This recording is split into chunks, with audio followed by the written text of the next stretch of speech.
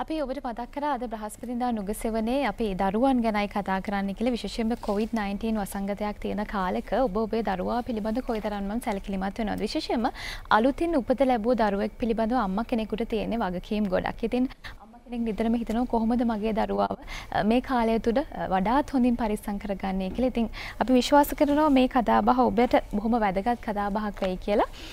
නේද අමන්ත? ඔව් ඒ වගේම දැන් මේ වගේ කාලයකදී බොහෝ විට හිතනවා අපිට එළියට පහළට යන්න බෑ. දරුවන්ට අවශ්‍ය දේවල් ගන්න පුළුවන් වේද දන්නේ නැහැ. ඉතින් මෙන්න මේ වගේ විදිහට යම් විදිහට හිරවුණු සීමා වෙච්ච ජීවිතයක් ගත කරන අවස්ථාවක ඒ දේවල් වල තියෙන වාසි පැත්ත එළියට නොයන වෙලාවක අවශ්‍ය දේවල් ගන්න බැරි අවස්ථාවක කොහොමද අපි ඒව අපේ වාසියට හරවගන්නේ? කොහොමද මේ දේවල් වලින් අපි වැඩි අවස්ථාවක් උදා කරගන්නේ? අන්න ඒ වගේ දේවල් තමයි අද කතා කරන්න බලාපොරොත්තු වෙන්නේ. ඉතින් මේ ගැන කතා කරද්දි මම අර පටන් ගද්දිම කිව්වා වගේ පුංචි දරුවෝ ඉන්න ගෙවල් වල විතරක් නෙමෙයි. මොකද මේක ඇවිල්ලා සමස්ත අපි මුළු පරාසයක් පිළිබඳව කතා කරන්න බලාපොරොත්තු වෙන නිසා හැමෝම මේ පැයේදී අපිත් එක්ක සම්බන්ධ වෙලා ඉන්න කියලා ඉල්ලා සිටින පැයක් කියලා කිව්වල අත්‍තරම දැන් මිනිත්තු 45-40ක් වගේ තමයි තව ඉතුරුලා තියෙන්නේ. ඒ වුණාට අපි බොහොම වැදගත් දේවල් ටිකක් කතා කරන්නයි බලාපොරොත්තු වෙන්නේ. අපි අද නුගසුවර මැදිරියට කැඳවා ගත්තා වෛද්‍යවරු දෙපළක් හඳුන්වා දෙන්නම්. කාසල් වීදියේ කාන්තාරෝහලේ නව ජන්ම ලදරු රෝග පිළිබඳ විශේෂඥ වෛද්‍ය LPC සමන් කුමාර වෛද්‍යතුමන් ඒ වගේම අපිත් එක්ක එකතු වෙනවා පෞල් සෞඛ්‍ය කාර්යාංශයේ ප්‍රජා වෛද්‍ය විශේෂඥ වෛද්‍ය නෙත්මිනී තේනුවර වෛද්‍යතුමිය ආයුබෝවන් සුබ දැසනක්. වෛද්‍යතුමිය ඇත්තටම මේ අපි මුලින්ම කතාව පටන් ගමු. දැන් අපි ලදරුවන් ගැන කතා කරන්නේ. ලදරුවෙක් කියන්නේ කොයි වගේ කෙනෙක්ද කියන දේ හඳුන්වන්නලම අපි පටන් ගමු.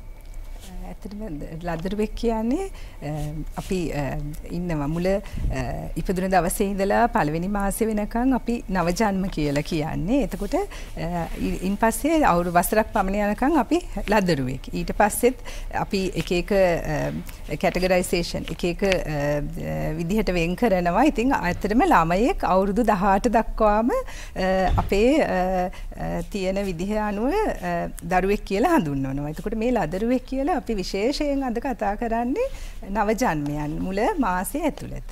එතකොට ඔබ දන්නවා අපේ ලංකාවේ සාමාන්‍යයෙන් ලදරු මරණ වසරකට 2000-2500ක් පමණ සිදු වෙනවා. එතකොට මේ ලදරු මරණ වලින් 70%ක් පමණම මරණ සිදුවන්නේ මුල මාසයේ ඇතුළත අපේ ලදරුවන්ගේ. එතකොට මුල මාසෙනුත් 50%ක් පමණම සිදුවන්නේ මුල සතිය. මුල පැය 24 මුල සතිය ඇතුළත.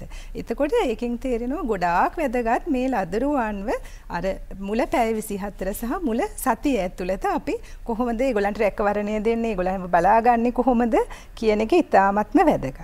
එතකොට මේ වෙලේදී ලදරුවගේ වගේම අම්මගේ සෞඛ්‍යයත් වැදගත්. මොකද ඔබ කලිනුත් කතා කරා මවහා ලදරුවා අතර බැඳීම. එතකොට මවගේ සෞඛ්‍යය හොඳට තියෙනවා නම් ඒ මවට පුළුවන් ලදරුවාව හොඳින් රැක බලා ගන්න. සාමාන්‍යයෙන් නවජන්මයෙකුට බහුලවම ඇති වෙන ප්‍රශ්න මොනවද? දැන් එතුමේ කිව්ව දේ තමයි වැඩිම අභියෝගයක් ලක්වන්නේ පළවෙනි පැය 24 ඊට පස්සේ පළවෙනි මාසය මේ වගේ තමයි ලංකාවේ බරපතල තත්ත්වයන්ට පත් වෙන්නේ කියලා. ඉතින් ඒ නිසා අපි කතා කරන්න අවශ්‍යයි මොනවද මෙයාට තියෙන විශේෂ ගැටලු කියලා. මොකද ඒක හඳුනාගත්තොත් මේක වළක්වා ගත්තොත් එහෙම හැකියාවක් ලැබෙනවා ලදරු මරණ විශාල සංඛ්‍යාවක් ශ්‍රී ලංකාව තුළ නවත්ත ගන්න. ලදරු මරණ විතරක් නෙවෙයි බොහෝ සංකූලතාවයන් ඇති වෙලා ජීවිත කාලය පවා බලපාන අවස්ථාවල් උදා වෙන්න පුළුවන් මේ පළවෙනි පැය 24 නැත්නම් පළවෙනි මාසයක කාල පරිච්ඡේදය තුළදී. මොනවද නවජන්මයෙකුට තියෙන ප්‍රශ්න? මම හිතන්නේ ඔබ ඉතාමත් හොඳ තැනකින් පටන් ගත්තේ.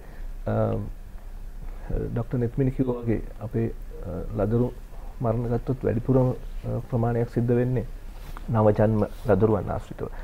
අපි යම්කිසි ප්‍රමාණයකට ආඩම්බර වෙන්න පුළුවන් පහුගිය දශකයත් එක්ක කතා කරලා බලනකොට සාමාන්‍ය අපේ රටේ ලදරු මරණ අනුපාතය නවජන්ම ලදරු මරණ අනුපාතය 6ක් වැනි අගයකට ආසන්න කරගන්න අපිට පුළුවන් වෙලා තියෙන පහුගිය දශකය ඇතුළත අපි ගනිපු ක්‍රියාමාර්ග වල ඊට කලින් තිබුණ එක ඊට වඩා වැඩි අගයක. ඉතින් අපි සතුටු වෙන්න පුළුවන් තැනක ඉන්නවා. නමුත් අපිට අවශ්‍ය එක තවත් 2-3 වැනි ඒකේ මම කියන්නේ උපත් 1000ක් සිද්ධ වෙනකොට ලදරු මරණ 2-3 වැනි අගයකට ගන්න තමයි අපිට අවශ්‍යතාවය තියෙන්නේ. ඒ අගය තමයි සාමාන්‍ය දියුණු රටකත් තියෙන්නේ. ඒ අපේ මිය යන දරුවන්ගෙන් වැඩි ප්‍රමාණයක් ඇත්තටම මිය යන්නේ අඩු වයසින් හම්බ වීම නිසා. අපි කියන ප්‍රීමැචුවර් දරුවන් සහ විස බීජ අඩු වයසින් හම්බ වෙලා නැත්නම් මොනක් හරි හේතුවක් නිසා විස බීජයක් යම සහ වැඩිපුර ප්‍රතිශතයක් මේ යන උපතින්ම ඇති වෙන සංකූලතා නිසා. අපි ඒකට කියනවා congenital abnormalities කියලා. කියන්නේ උපතින් උප්පත්තිය මේ දරුවගේ හදවතේ සංකූලතාවයක්, මොළේ වෙනහළු වල සහ ශරීරයේ වැදගත් අංශයක උපතින්ම ඇති වෙන සංකූලතාවයක් නිසා වැඩිපුර ප්‍රමාණයක් මිය යනවා. අපිට ඒවා වළක්වන්න අපහසුයි. ඒ වගේ දේවල්. නමුත් වැළැක්විය හැකි යම්කිසි ප්‍රමාණයක් තියෙනවා. ඒ ටික වළක්ව ගන්න තමයි අපිට අවශ්‍ය වෙන්නේ.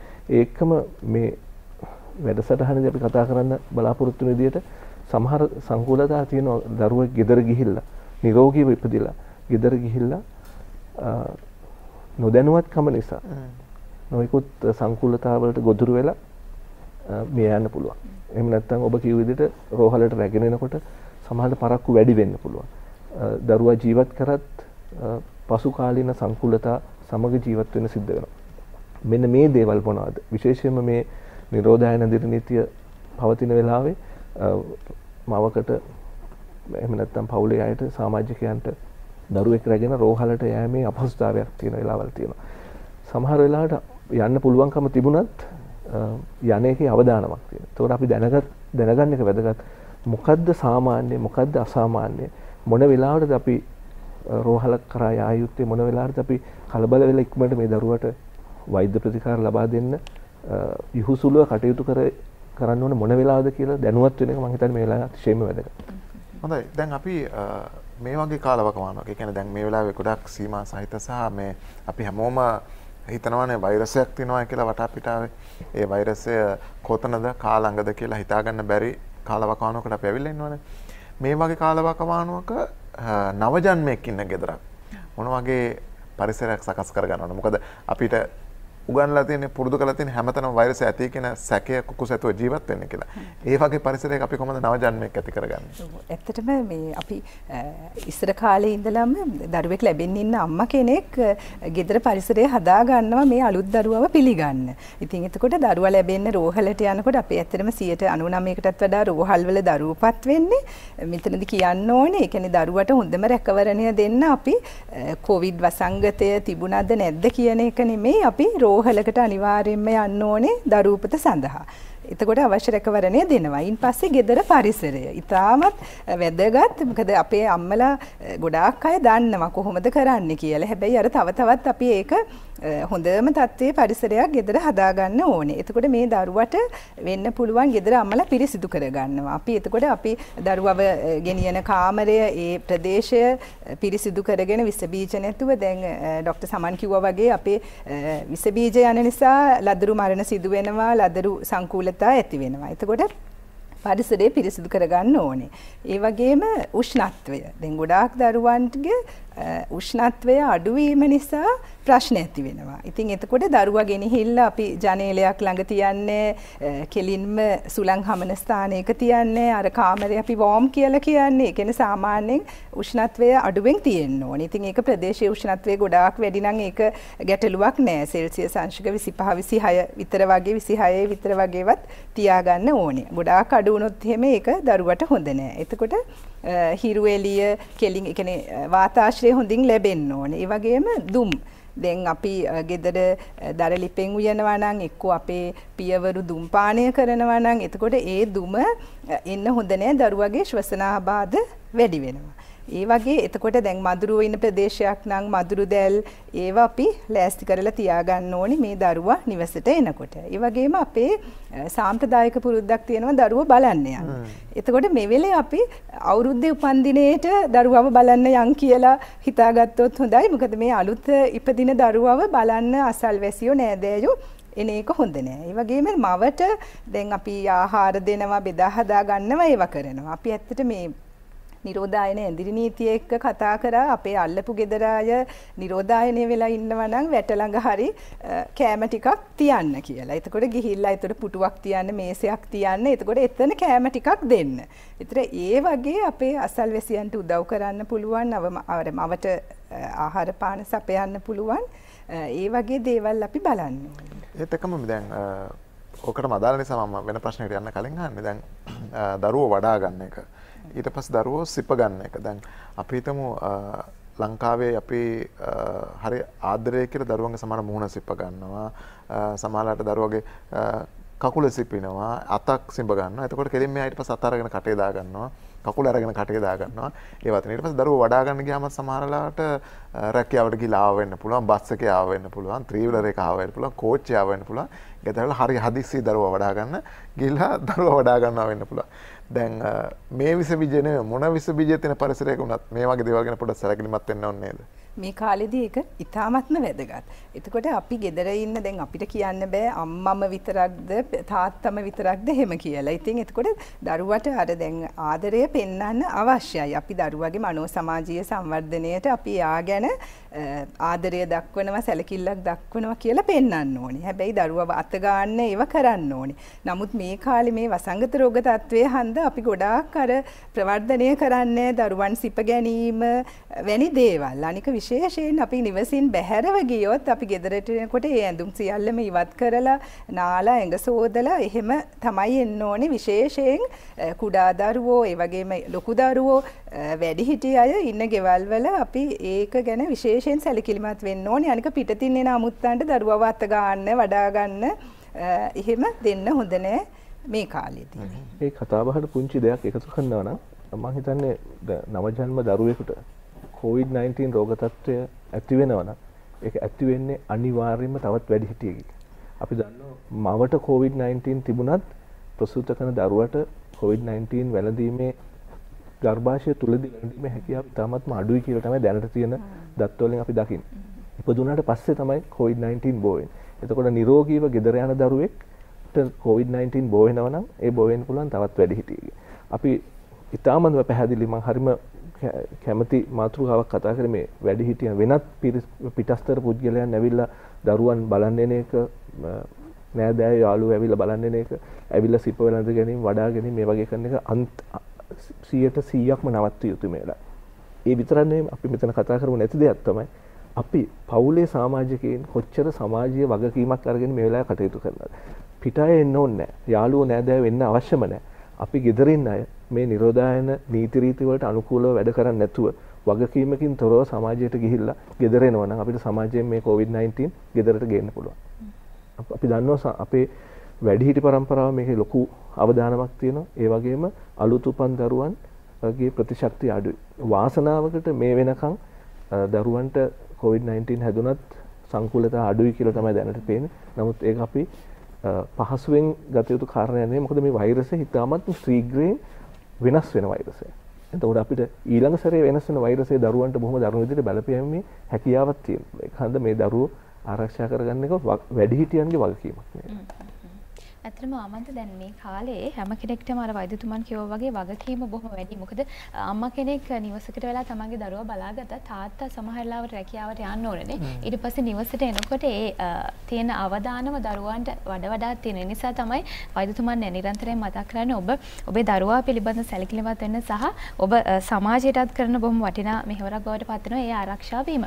වෛද්‍යතුමනි මේ දැන් ඔබතුමා නවජන්ම පිළිබඳ විශේෂඥ වෛද්‍යවරයෙක් නිසා ඔබතුමාට වැඩිපුරම දරුවන්ගේ ප්‍රශ්න පිළිබඳ කතා කරන්න අවස්ථාව ලැබෙනවා.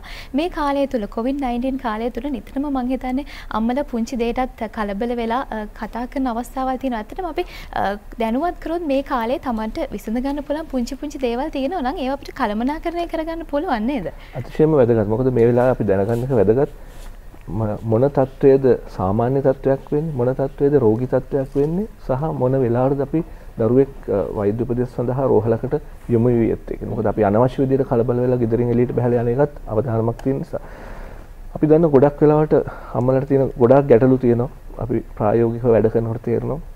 නොයෙකුත් හැමේ ඇති වෙන තත්වයන් සහ හැම ආශ්‍රිතව ඇති වෙන තත්ත්වයන් නිසා අම්මලා කලබල වෙනවා. අපි තව පුංචි රූපරාම කීපෙකුත් තියෙනවා. අපි දන්නවා සමහරවිට රතු බිබිලි. රතු බිබිලි කියන එක ඉතාමත්ම බහුලව දකින්න පුළුවන් දෙයක්. අපිට පෙන්වන්න පුළුවන් මේ පළවෙනි අපි මේ දකින්නේ රූප සටහනේ මේ ආකාරයෙන් මේ බිබිලි මතුවෙන එක මේ අපිට පේන්නේ මූණේ. ඊට මූණ විතරක් නෙමෙයි ඇඟේ අතපය හැමතැනම මේ වගේ රතු බිබිලි දකින්න පුළුවන්. මේ ඉතාමත්ම සාමාන්‍ය තත්ත්වයක්. එතකොට මේකට මුකුත් ප්‍රතිකාර කිරීමට අවශ්‍ය නැහැ. මුකුත් ආලේපන ගැල්වීම අවශ්‍ය නැහැ. සහ අපි සමහර වෙලාවට පාරම්පරික බෙහෙත් වර්ග දෙන්න යොමු වෙන වෙලාවල් තියෙනවා. නමුත් ඒක ඇත්තට සුදුසු දෙයක් නෙවෙයි. මොකද මේ වෙලාවේ දරුවන්ට අනවශ්‍ය දේවල් දීලා රෝගී කරගත්තොත් අපි අනවශ්‍ය ගැටලුවකට මුහුණ දෙන්න පුළුවන්. මේ තත්ත්වය සාමාන්‍ය තත්ත්වය. අපි ඊළඟ රූප සටහනට ගියොත් ඒ තව ඔබට බලා ගන්න පුළුවන් මේ කට දෙපැත්තේ චූටි සැරෝ බිබිලි වගේ චූටි සුදු පාට බිබිලි තියෙනවා. මේවට අපි කියන්නේ මිලියා කියලා. මේකටත් සමහර වෙලාවට ගොඩක් වෙලාවට මව්වරු කලබල වෙනවා. මේක රෝගී තත්ත්වයක් කියලා. මේක මීට වඩා වැඩි ප්‍රමාණයෙන් තියෙන්නත් පුළුවන්. මෙයත් ඊටාත්ම සාමාන්‍ය තත්ත්වයක්. කලබල විය යුතු නැහැ. කිසිම විදියක ප්‍රතිකාරයක් අවශ්‍ය කරන තත්ත්වයක් නෙවෙයි මේ. අපි ඊළඟ රූප සටහන පෙන්වන්න පුළුවන්. මේ තියෙන්නේ මූණේ හා සමේ ඇති වෙන තත්ත්වය. අපි ඒකට කියනවා මේ ඇක්නි කියලා. නියෝනේටල් ඇක්නි. ඒ කියන්නේ ඒක නිකන් කුරුලෑ හා සම්බන්ධ තත්ත්වයක්. ඔබට රූප සටහනින් බලාගත්තාම පේනවා ටිකක් රතු බිබිලි තියෙනවා. මෙයත් කලබල විය යුතු තත්ත්වයක් නෙවෙයි. අපි එක දිගටම මේ වගේ සාමාන්‍ය තත්ත්වයන් සහ අසාමාන්‍ය තත්ත්වයන් පෙන්වන්න පුළුවන්. ඊළඟ රූප සටහනේ බලා ගන්න පුළුවන් අපිට තවත් මේ බිබිලි මම කලින් පෙන්වුවට වඩා වෙනස්. මේ හැමේ තියෙන බිබිලි ඔබට බලා ගන්න පුළුවන් සැරව පිරිච්ච ටිකක් ප්‍රමාණයෙන් විශාල බිබිලි. මේ විදිහට බිබිලි තියෙනවා නම් මේ රෝගී තත්ත්වයක්. මේ විස බීජයක් නිසා ඇති වෙන තත්ත්වයක්. මේකට ප්‍රතිකාර ලබා දිය යුතුයි. ඒකට මේ සඳහා රෝහලකට යොමු වීම අවශ්‍යයි. ඊළඟ රූප සටහනට අපි යන්න පුළුවන්. ඒ ආකාරයෙන්ම අර කලින් පෙන්වූ වගේම රෝගී තත්ත්වයක්. මෙයත් විස බීජයක් නිසා අපි කියන ස්ටැෆ් ස්කින් සෙප්සිස් කියලා. හැම ඇති වෙන තත්ත්වයක්. මේ ওই රූප සටහනින් පේන්නේ අපි කියන නැපි රෑෂ් කියලා. මේ නැපි රෑෂ් එකක්. ඔය මේ ඒක සාමාන්‍ය කියන්නේ රෝගී තත්ත්වයක් නෙමෙයි. මේකට නැපි රෑෂ් ක්‍රීම් එකක් වගේ දෙයක් පාවිච්චි කරලා ගෙදර තියාගෙන ප්‍රතිකාර කරන්න පුළුවන්. අර මම කලින් පෙන්නපු ඒකට වඩා වෙනස්. ඒක රෝගී තත්ත්වයක් නෙමෙයි. ඊළඟ රූප සටහනට අපිට ගියොත් මේකත් බහුලව මහවරු කලබල වෙන තත්ත්වයක් ඔබට බලා ගන්න පුළුවන්. නළලේ මැදින් රතු පාට පොඩි ලපයක් වගේ තියෙනවා. මෙයත් తాවකාලික දෙයක් නැති වෙලා යන දෙයක්. ඒකට අපි කියනවා සල්මන් පැච් කියලා. ඔක වගේම බහුලව දකින්න පුළුවන් දෙයක් ඊළඟ රූප සටහන අපිට පෙන්වන්න පුළුවන්. බෙල්ල පිටිපස්සේ ඔළුවේ පහළ කොටසේ. මේවට මම පෞද්ගලිකව දන්නවා මේවට ගොඩක් වෙලාවට මව්වරු කලබල වෙලා රෝහල කරා නැත්නම් වෛද්‍යවරයෙක් කරා යනවා මේවට ප්‍රතිකාර කරන්න. මේව ප්‍රතිකාර කළ යුතු තත්ත්වයක් නෙමෙයි. කන් දෙකන දැනුවත් වෙන එක වැදගත්. අපිට ඊළඟ රූප සටහනට ගියොත්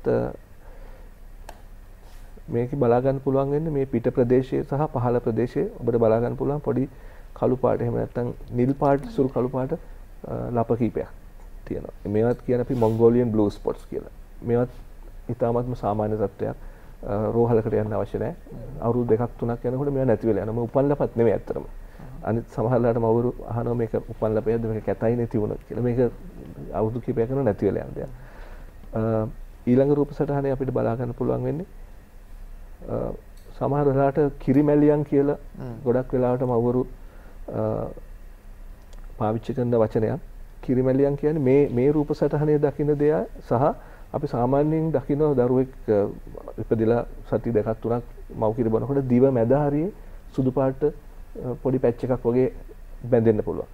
ඒක සාමාන්‍ය තත්ත්වය. නමුත් මේ රූප සටහන දැක්කොත් මේ මුළු දිවම වගේ වැහිලා තියෙන සුදු පාට. සහ ඔබ පරිස්සමෙන් බැලුවොත් දිවේ විතරක් නෙවෙයි ඇත්තටම තොල්වල තල්ලේ ඒ තැන්වල සුදු පාට ලප තියෙනවා. මේකට අපි කියන්නේ ඕරල් කැන්ඩිඩයිසිස් කියලා. මේ කියන්නේ මේක ෆංගස් එකක්. පුස් බැඳිච්ච තත්ත්වයක්. මෙහෙම වුණාම දරුවෝ කිරිබොන අඩු වෙන්න පුළුවන්. කිරිබීමේ අපහසුතාව වෙන්න පුළුවන්.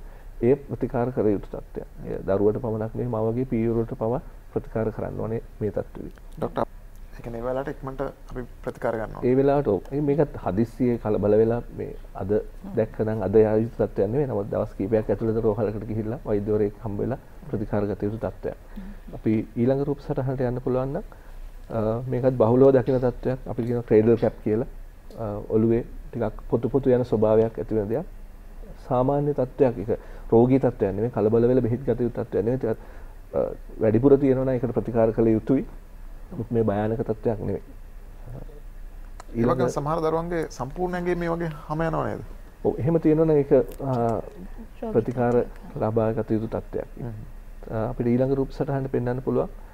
ඔබ පැහැදිලිවම බැලුවොත් මේ දරුවගේ ඇස්වල පොඩි කහ පාටක් පේනවා. මේකත් සමහරලාට මව්වරු කලබල වෙලා රෝහලට යන්න උනන්දු වෙන තත්ත්වයක්. අපි දන්න ඕනම දරුවෙක් ඉපදිලා දවස් 5ක් 6ක් යද්දි ඇස්වල පොඩි කහ පාටක් සහ මූණ හරිය සුළු කහ පාටක් දකින්න පුළුවන් මේ දරුවගේ. වයින්දර අපි කහ වීම කියලා හඳුන්වන්නේ මේ තත්ත්වයද? මේ තත්ත්වය. මේ තත්ත්වය ඒක සාමාන්‍ය තත්ත්වයක්. නමුත් පැහැදිලිවම සමාජයට දෙන්න ඕන පණිවිඩය තමයි අවුවට අල්ලන්න එපා කියන එක.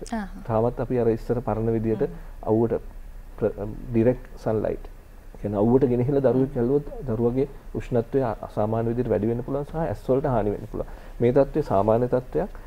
අවුවට ඇල්ලීමට අවශ්‍ය නැහැ. මේ දවස් 5ක් 6ක් වෙද්දි ඇස් වල සුළු කහපාට ගතියක් මූණ හරිය සුදු කහපාට ගතියක් කියන එක සාමාන්‍ය දෙයක්. නමුත් අපි ඊළඟ රූප සටහන පෙන්නුවොත් ඔබට දකින්න පුළුවන් මේ දරුවා තාමත් මුළු ඇඟම කහපාට. මෙච්චර කහපාට වෙනකන් ගෙදර තියන් හිටියොත් නම් අපිට ඇත්තටම ඒ දරුවගෙන් ප්‍රයෝජනයක් නැති වෙන්න පුළුවන්. මට පැහැදිලිවම කියන්න ඕන කලින් රූප සටහනයි මේ රූපය අතර පැහැදිලි වෙනසක් තියෙනවා. දරුවෙක්ගේ ශරීරයත් එක්ක කහපාට පේනවා නම් විශේෂයෙන්ම අල්ල සහ යටිපතුල් අපි තද කරලා බැලුවාම අපි සාමාන්‍ය කෙනෙක්ගේ අල්ල යටිපතුල් තද කරලා බලලා අතෑරියාම ඒ තද වෙච්ච හරිය සුදු පාට. නැවතත් ලේ පිරෙනක. නමුත් මෙහෙම දරුවෙක්ගේ අල්ල යටිපතුල් අපි තද කරලා අතෑරියට පස්සේ කහ පාට පේනවා නම් ඒ කියන්නේ ඉක්මනටම අපි රෝහලකට යා යුතුයි. මේ භයානක තත්ත්වයක්. එහෙම නොකරොත් දරුවට ලොකු හානියක් වෙන්න පුළුවන්. වෛද්‍යතුමනි දැන් අපි කලින් බලපු රූප සටහනේ තිබ්බේ S2 කහ පාට වල එහෙම නැත්නම් ශරීරයේ යම් යම් තැන්. ඒක පූර්ව ලක්ෂණයක්ද මේ වගේ කහවීමක් මුළු සිරුරම කහවීමක් සිදු වෙන්නේ? ඔව් මුලින් ඒ තත්ත්වයට එන්න පුළුවන්. මුලින් S වල කහ පාට ඇති වෙලා පසු කාලීනව ඇඟට පැතිරෙන්න පුළුවන්. නමුත් අර මං කියන සාමාන්‍ය තත්ත්වය ඇඟටම පැතිරෙන්නේ නැහැ. S සහ මූණ උපරිම පපුවේ මැද හරියට එනකන් එන්න පුළුවන්. ගොඩක් බහලව දකින්න අපි ඇස් වල කහපාට වීම පමණයි. නමුත් ඒක ශරීරයේ ඉතුරු කොටස් වලට විශේෂයෙන්ම අල්ල සහ යටිපතුල් කහපාට ගතියට පේනවා නම් අනිවාර්යයෙන්ම කොච්චර COVID-19 සමාජයේ තිබුණත් රෝහලකට යා යුතුයි. අපිට තවත් මම හිතන්නේ අපි ගාව රූප සටහන් කීපයක් ඇති. අපි ඒවත් නරඹමින් කතා කරමු. ඒ වගේම මම කැමති වෛද්‍යතුමියගෙන් දැනගන්න අපි මේ පිළිබඳවත් කතා කලින් වෛද්‍යතුමනි. මේ රූප සටහනේ පෙන්නේත් මේ ගැහැණු දරුවෙක්ගේ යෝනි මාර්ගයෙන් සුදු පාටට දියරයක් වැනි ස්‍රාවයක් පිට වීම. මේකට අපි කියනවා white discharge කියලා. ඒකත් සාමාන්‍ය දෙයක්. ඒක කලබල යුතු දෙයක් නෙමෙයි, සාමාන්‍ය තත්ත්වයක්. ඒකම තවත් කලබල වෙන දෙයක් තමයි අපිට ඊළඟ සමහරට බලා ගන්න පුළුවන්. ගැහැණු දරුවන්ගේ නැපියකේ සමහරට ලේ තියෙන්න පුළුවන්. එතකොට ගොඩක් වෙලාවට මව්වරු කලබල වෙනවා මේ ලේ ගිහින් තියෙන්නේ කොහෙන්ද කියලා. මේක ඉතාමත්ම සාමාන්‍ය තත්ත්වයක්. ගැහැණු දරුවෙකුට ගැහැණු කෙනෙකුට මාස් ශුද්ධිය ඔසප් වීම හා සමාන දෙයක් ඉපදෙන දවස් කිහිපයක් වෙද්දි වෙන්න පුළුවන්. මවගේ හෝමෝන වල ක්‍රියාකාරීත්වය දරුවට නැති වෙන නිසා. එතකොට මේකට කියනවා අපි withdrawal bleeding කියලා. මේ යෝනි මාර්ගයේ යම්කිසි ප්‍රමාණයක් සුළු ප්‍රමාණයක් ලේ යෑම ලේ පහ වීම ඉපදෙන දවස් කිහිපයක් යද්දි සාමාන්‍ය දෙයක්. ඒකට කලබල වෙලා හොස්පිටල් යන්න අවශ්‍ය දෙයක් නෙවෙයි. ඒකම තවත් ඊළඟ රූප සටහන අපිට බලා ගන්න පුළුවන්. සමහර වෙලාවට මේක ගැහැණු පිරිමි කියලා විශේෂයක් නැහැ. නෑ මම හිතන්නේ ඒක වැරදි රූප සටහනක්. මේ පෙන්눔 කරන්නේ අපේ කෝඩ් එක පෙකණි වල නිරෝගී තත්ත්වය. මම ඉස්සෙල්ලා කියපු තත්ත්වය තමයි මේ තියෙන්නේ නැපියකේ මුත්‍රා පහ කරාට පස්සේ නැපියකේ නිකන් තැඹිලි පාට කුඩු සහ ස්වභාවයක් තියෙන ලපයක් තියෙන්න පුළුවන්. මේකට හරිම කලබල වෙන තත්ත්වයක්. මොකද මම පෞද්ගලිකව දන්නවා අම්මලා කොච්චර මේකට කලබල වෙලා කෝල් කරනවද නැත්නම් රෝහලකට යනවද කියලා. මේක ඇති වෙන්නේ යූරික් ඇසිඩ් ක්‍රිස්ටල්ස් කියන මුත්‍රා පිට වෙන ස්පටිකයක් හේතුවෙන්. ඒතකොට මේක කලබල වෙච්ච තත්ත්වයක් නෙවෙයි, මේක සාමාන්‍ය තත්ත්වයක්. අපි ඉස්සෙල්ලා පෙන්නුවේ පෙකණිය සාමාන්‍ය පෙකණියක් තමයි පෙන්නුවේ. ওই නිරෝගීව තියෙන පෙකණියක්. මේ අපි දරුවා නාවද්දි සෝදද්දි මෙතනත් සෝදලා සබන් දාලා හොදලා පිරිසුදුව තියාගන්න. මොකද අම්මලා හරිම බියක් දක්වනවා මේ ස්ථානය පිරිසුදු කරා මෙතන රිදෙනවා ඇති කියලා. කිසිම විදිහක වේදනාවක් දැනෙන තැනක් නෙමෙයි. පෙකණියත් කෝඩ් එකත් සබන් දාලා සේදීම අත්‍යවශ්‍යයි. අපි ඊළඟ රූප සටහනේ පෙන්වන්න පුළුවන් පෙකණිය හැලුණට පස්සේ කෝඩ් එක හැලුණට පස්සේ සමහරවිට දවස් කිහිපයක් ගියාම පොඩි සුළු වශයෙන් රුධිර ගැලීමක් එතනින් ඇති වෙන්න පුළුවන්. ඒකත් කලබල වෙන්න අවශ්‍ය දෙයක් නෙමෙයි. මොකද දිගට රුධිරය වහවීමක් තියෙනවා නම් අනිවාර්යයෙන්ම රෝහලකට යා යුතුයි. නමුත් සුළු වශයෙන් රුධිරය පොඩ්ඩක් දැක්කට එතන කලබල වෙන්න අවශ්‍ය නැහැ. රෝගී තත්ත්වයක් පෙන්වන්න පුළුවන් අපිට ඊළඟ රූප සටහනේ. දැන් මේ පෙකණිය සම්බන්ධ වෙච්ච තැන ඔබට බලා ගන්න පුළුවන් වටේට රතු වෙලා තියෙනවා. මේක මම හිතන්නේ හැමෝම අවධානය යොමු කරපු කරන්න ඕන තත්ත්වයක්. මේ විදියට පෙකණිය වටේට රතු වීමක් තියෙනවා නම් ඒකෙන් දැනගන්න පුළුවන් වෙන්නේ මෙතනින් විස බීජයක් ගිහින් තියෙනවා කියලා. ඒ කියන්නේ මේ අවස්ථාවේදී ගෙදර තියාගෙන ඉන්න බෑ, රෝහලකට ගිහිල්ලා මේ ප්‍රතිකාර ගත යුතු අවස්ථාව. වෛද්‍යවරුනි මේ අවස්ථාව පෙකණිය තියේදීද එහෙම නැත්නම් පෙකණිය අයින් වුණාට පස්සේද මේ වගේ තත්ත්වයක් ඇති වෙන්නේ? අවස්ථා දෙකේදීම වෙනවා. පෙකණිය සම්බන්ධය ගැලවීමට ප්‍රථමයෙන් හිම වෙන්නත් පුළුවන්. ඊට පස්සේ වෙන්නත් පුළුවන්. සම්බන්ධ වෙච්ච තැන වටේට හැම රතු පාට වෙලා තියෙනවා නම් ඒ කියන්නේ ඒක ටිකක් සැලකිය යුතු දෙයක් විස බීජයක් ගියපු නිසා වෙන්න පුළුවන්. ඒකම පෙකණිය ආශ්‍රිත තවත් රෝග තත්ත්වයක් අපිට ඊළඟ රූපසටහනේ පෙන්වන්න පුළුවන්. බහුල දෙයක් මේකට සමහරලාට මව්වරුන් කලබල වෙලා හොස්පිටල් වලට යන්න වෙන අවස්ථාව. මේකට කියනවා අපි අම්බිලයිකල් ග්‍රැනියුලෝමා කියලා. පෙකණිය ගැලවිලා සුව වුණාට පස්සේ පොඩි රතු පාට මස් දැල්ලක් වෙන දෙයක් පෙකණියේ ඉතුරු වෙනවා. ඒතකොට දිගටම මෙතනින් ස්‍රාවයක් වගේ ගලන්න පුළුවන්. කලබල වෙලා හොස්පිටල් යන්න අවශ්‍ය දෙයක් නෙවෙයි. ඇත්තටම පෞල් සෞඛ්‍ය සේවිකාවක් සම්බන්ධ කරගෙන ගෙදරදී ප්‍රතිකාර කරන්න පුළුවන්. අපි දන්නවා කොපර් සල්ෆේට් කියන ස්පටිකයක් තියලා මේකට ප්‍රතිකාර කරන්න පුළුවන්. එහෙම නැත්නම් රෝහලකට ගිහින් ප්‍රතිකාර කරන්න පුළුවන්. නමුත් මේක භයානක දෙයක් නෙවෙයි. හිමිහිට ප්‍රතිකාරයක් දෙන්න පුළුවන් අවස්ථාවක්. හොඳයි අපි මේ මතක් කරේ ඔබට නිවසේදී හඳුනා ගන්න පුළුවන් රෝග ලක්ෂණ පිළිබඳ තමන්ගේ දරුවාට තියෙන. ඉතින් අපි කතා කරමින් ඉන්නේ නව ජන්ම දරුවෙක් කොහොමද ඔබ මේ COVID-19 කාලයේදී පරිස්සමෙන් බලාගන්නේ, විශේෂයෙන්ම රෝහලකට යන්නේ නැතුව ඒ අවස්ථාවන් අවම කරගෙන ඔබට නිවසේදීම දරුවාව ආරක්ෂා කරගන්න පුළුවන් නම් ඒක තමයි වඩාත් යහපත් වෙන්නේ. අපි අද වැඩසටහන ආරම්භයේදීම ඔබට කිව්වා ඔබට ජීවිතයේ ලැබිලා තියෙන සමහර වෙලාවට ඒක පැත්තකින් බැලුවම ලැබිලා තියෙන හොඳ අවස්ථාවක්, විශේෂයෙන්ම පුංචි දරුවන් ඉන්න අම්මලාට තමන්ගේ දරුවන් එක්ක කාලය ගත කරන්න, තමන්ගේ දරුවා වෙනුවෙන් වැඩි ඉඩකඩක් අවධානයක් ලබා දෙන්න වගේම සමහර වෙලාවට ගොඩාක් අම්මලා රැකියාවට යන කාලේ මැසිවිලි නැගුවා තමන්ගේ දරුවාට මව්කිරි ටික දෙන්නවත් වෙලාවක් තමන්ට හොයාගන්න අපහසුයි කියලා. ඉතින් මේ කාලේ ඔබට හොඳම කාලය විදිහට තෝරගන්න පුළුවන්. මම කැමති වෛද්‍යතුමියකින් දැනගන්න දැන් පුංචි දරුවෙකුට පෝෂණය කියන දේ බොහොම අවශ්‍ය දෙයක්. මේ කාලේදී අම්මලට හොඳටම ඉඩ කඩ ලැබිලා තිනවා තමන්ගේ දරුවාට හොඳම පෝෂණය ලබා දෙන්න. අපි කතා කරොත් නව යොවුන් දරුවෙක්ගේ නව ජන්මයේගේ කොහොමද පෝෂණ තත්ත්වය මේ කාලේදී අපි පවත්වා ගන්න ඕනේ? බොහොම හොඳයි. ඇත්තට අපි මේ උදේ ඉඳලම කතා කළා වගේ මේ කාලය අපි ධනාත්මකව දකින්න ඕනේ. අපිට ලැබිලා තියෙන ගොඩක් දෙනෙකුට හොඳම අවස්ථාව ගෙදර දරුවොත් එක්ක රැඳී සිටින්න. එතකොට අපි ඊටමත් ඔයාලා දන්නවා හැම ශීරපායි සත්වෙත්ම කිරි නිපදවනවා. එතකොට ඒ කිරි හදන්නේ Tamanගේ ජාතියට ගැළපෙන කිරි තමයි හැම සත්වයක්ම නිපදවන්නේ. ඉතින් එතකොට අපි විතරක් ඇයි අනුන්ගේ කිරි ගන්නෙ. ඉතින් එතකොට අපේ අම්මලාගේ කිරි නිෂ්පාදනය වෙනවා තමන්ගේ දරුවට ඇති වෙන. ඇත්තටම දරුවා අඩු මාසෙන් ඉපදුනොත් ඒ අම්මට කිරි නිපද වෙනවා ඒ මාසෙන් අඩු මාසෙන් උපදින දරුවට හරියන විදිහට. ඉතින් එතකොට මේ දරුවට තියෙන අපිට ලබා දෙන්න පුළුවන් හොඳම පෝෂණය මව් කිරි. එතකොට මුල මාස 6ේදී මව් කිරි පමණක් දරුවට දෙන්න නිර්දේශ කරලා තියෙනවා. ඒ මොකද දරුවට මව් කිරි පමණක් ඇති දරුවාගේ ශරීරයට අවශ්‍ය පෝෂණය, ජලය සියලුම සංඝටක තියෙනවා මව් කිරිවල. ඉතින් එතකොට මේ වෙලෙදී අපි රෝහල් වලිනුත් උදව් කරනවා. හැබැයි අපේ සේවාවන් වල පොඩි ප්‍රශ්නයක් තියෙනවා. වෙනදට අපි තියෙනවා ගර්භණී සමයේදී පන්ති පවත්වනවා අධ්‍යාපන සැසි. ඉතින් සමහර පළාත්වල දැන් මේ කොවිඩ් වසංගතයේ ගොඩාක් නැති තැන්වල නම් ඒවා ඒ විදිහටම සිද්ධ වෙනවා. එතකොට වසංගත රෝග තත්ත්වයේ තියෙන පළාත්වල ගොඩක් වෙලාවට අර අම්මලා කීප දෙනා එකතු කරගෙන මේ සැසි තියන්නේ අධ්‍යාපන සැසිවල පොඩි අඩුපාඩු තියෙන්න පුළුවන්. ඉතින් එතකොට අපි රෝහලේදී රෝහල් කාර්ය මණ්ඩලයේ වගේම අපේ පෞල් සෞඛ්‍ය සේවා නිලධාරිනිය ඉන්නවා.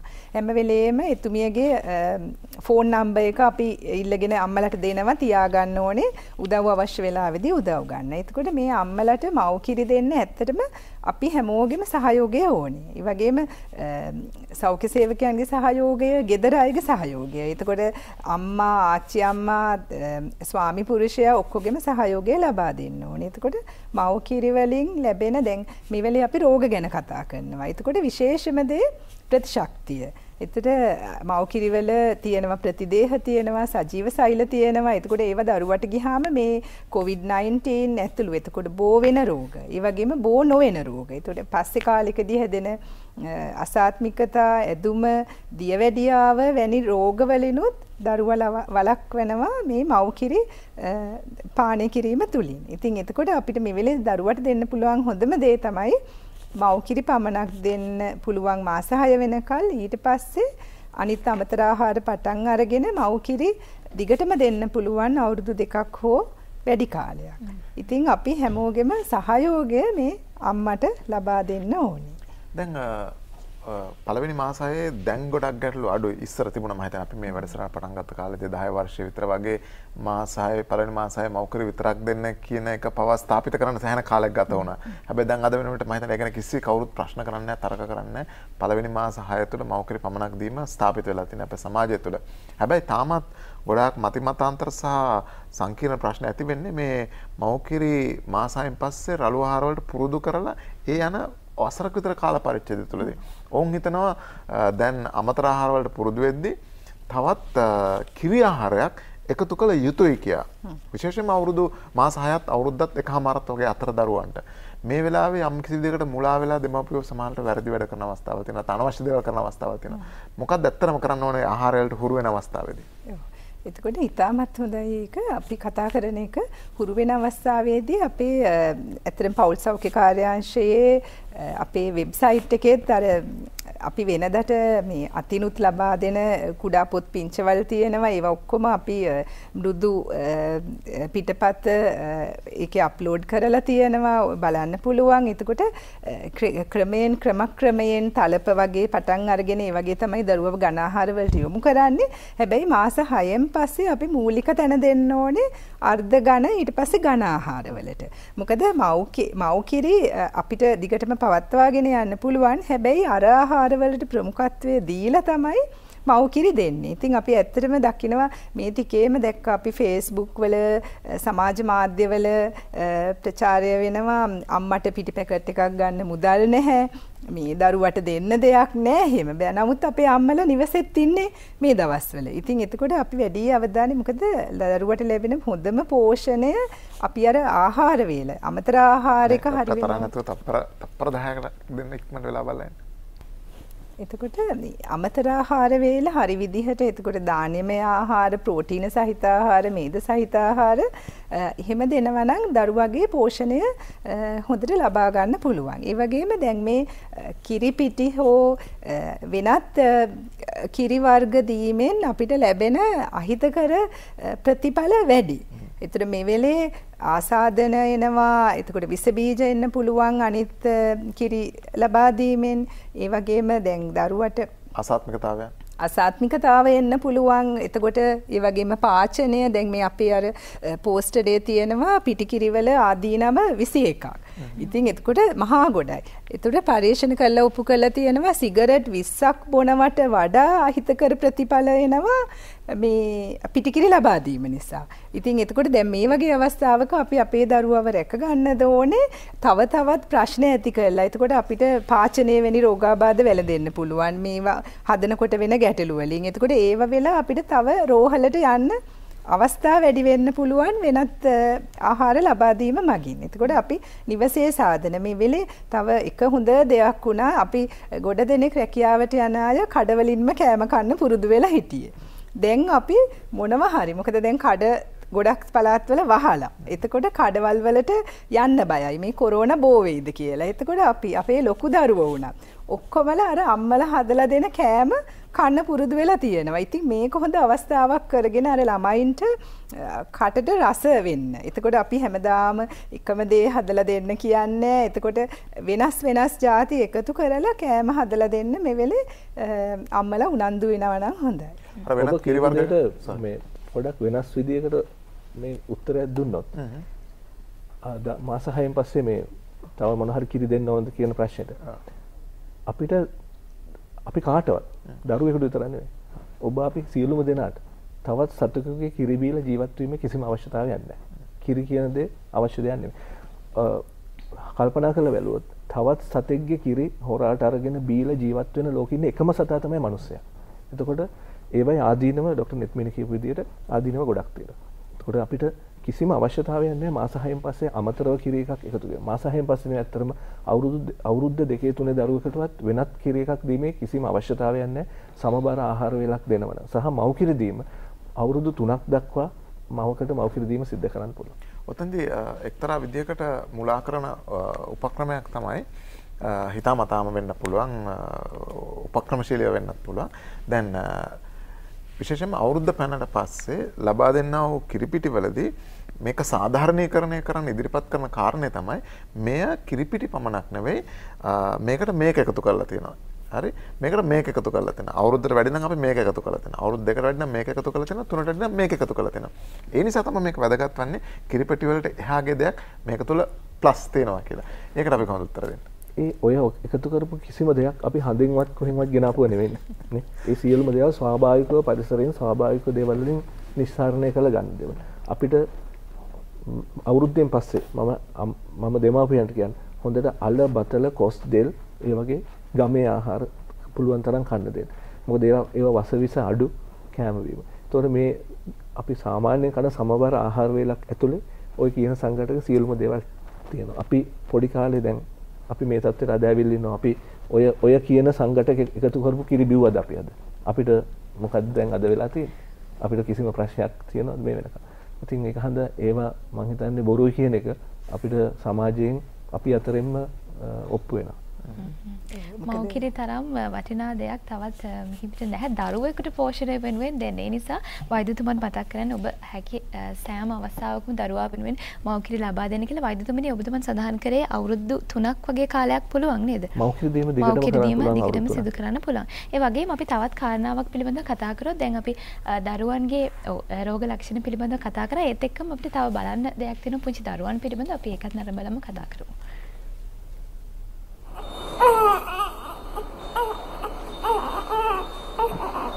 මේ වීඩියෝ එක ඔබ දකින්නේ දරුවෙක් වේවුලන ස්වභාවය. දැන් එයත් ඉතාමත්ම කලබල වෙන ස්වභාවයක්. ඒ වේවුලන ස්වභාවයේ වීඩියෝ එක හරියට දැක්කනම් අතින් ඇල්ලුවාම නවතිනවා. ඒක ෆිට් එකක් නෙවෙයි. මේක අපස්මාරයක් කියලා හිතලා කලබල වෙලා රෝහල්ගත වෙන අවස්ථාවක්. ආපහු හොඳින් බැලුවොත් බබා අඬනකොට දරුවා අඬනකොට ඔය කකුල් දෙක විතරයි පේන්නේ. කකුල් දෙක විතරක් නෙවෙයි අතපය පවා මේ වගේ වෙබිලීමකට ලක් වෙනවා. ඒක අතින් ඇල්ලුවාම නවතිනවා. ඒකට අපි කියනවා ජිටරිනස් කියලා. ඒක සාමාන්‍ය තත්ත්වයක්. නමුත් ඒ තත්ත්වය එක දිගටම තියෙනවා නම් ඒක රෝගී තත්ත්වයක් වෙන්න පුළුවන්. නමුත් මේ සැරින් සැරේ අඬන වෙලාවට දරුවා තරහ ගිය වෙලාවට අඬනකොට මේ වගේ වෙබුලන එක සාමාන්‍ය තත්ත්වයක්. ඒකම අපි මම හිතන්නේ තව වීඩියෝ එකක් අපිට පෙන්වන්න පුළුවන්. අපි කොයි වෙලාවටද දරුවන්ගේ හුස්ම ගැනීම ගැන කල්පනාවෙන් ඉන්න ඕන කියන එක. හුස්ම ගැනීමේ වේගය වැඩි නම් මොකද ඒවා අපි කියනවා ඩේන්ජර් සයින්ස් කියලා. හුස්ම ගැනීමේ වේගය වැඩි නම් එහෙම නැත්නම් හුස්ම ගන්නකොට කෙදිරි ගන්නවා නම් ඒක රෝගී තත්ත්වයක්. සාමාන්‍යයෙන් අලුත් උපන් දරුවෙක් විනාඩියක් තිස්සේ ගණන් කරොත් හුස්ම ගැනීම 60ක් තමයි උඩරිම යන්නේ. 60ට වඩා වැඩි වේගයෙන් හුස්ම ගන්නවා නම් මේ රූප සටහනේ පේනවා.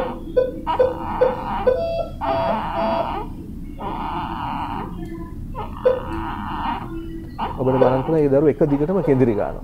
මේ ඇඬීමක් නෙවෙයි. මේ කෙඳිරි ගෑම මේ කෙඳිරි ගෑම ඔබ ගෙදරදී දකිනවා නම් එක සැරයක් කෙඳිරි ගන්න එකක් නෙවෙයි. එක දිගට ওই විදිහට කෙඳිරි ගන්න. දැන් ඔය මේ රූප සටහනේ ওই වීඩියෝ එකේ පෙන්නපු කාලය හොඳටම ප්‍රමාණවත්. ඒ වගේ කාලයක් දරුවා කෙඳිරි ගන්නවා නම් ඉතාමත්ම ඉක්මනින් පරිස්සමෙන් රෝහලක් කරා යා යුතුයි. මොකද ඒ දරුණු රෝගී තත්වයක මූලික ලක්ෂණයක් වෙන්න පුළුවන්. ඒ කියන්නේ මොන වගේ රෝගී තත්ත්වයක්? වෙනහළු ආශ්‍රිත ප්‍රශ්නයක් වෙන්න පුළුවන්. දරුවට විස බීජ ගිහිලා අසනීප තත්ත්වයක් වෙන්න පුළුවන්. හදවතේ රෝගී තත්ත්වයක් වෙන්න පුළුවන්. ඒ විදිහට කෙඳිරි ගෑම ඉතාමත්ම බරපතල රෝගී තත්ත්වයක මූලික ලක්ෂණයක් වෙන්න පුළුවන්. ඒක දැනුවත් වෙන එක හරිම වැදගත්. ඒ වගේම තමයි හුස්ම ගැනීමේ වේගය. හුස්ම ගන්නකොට පපුව සහ බඩ අතරින් හැම ඇතුළට යනවා. අපි ඒකට කියන රිසෙෂන්ස් කියලා. අපහසුයෙන් හුස්ම ගන්නවා නම් ඒව ඩේන්ජර් සයින්ස් කියලා අපි කියනවා.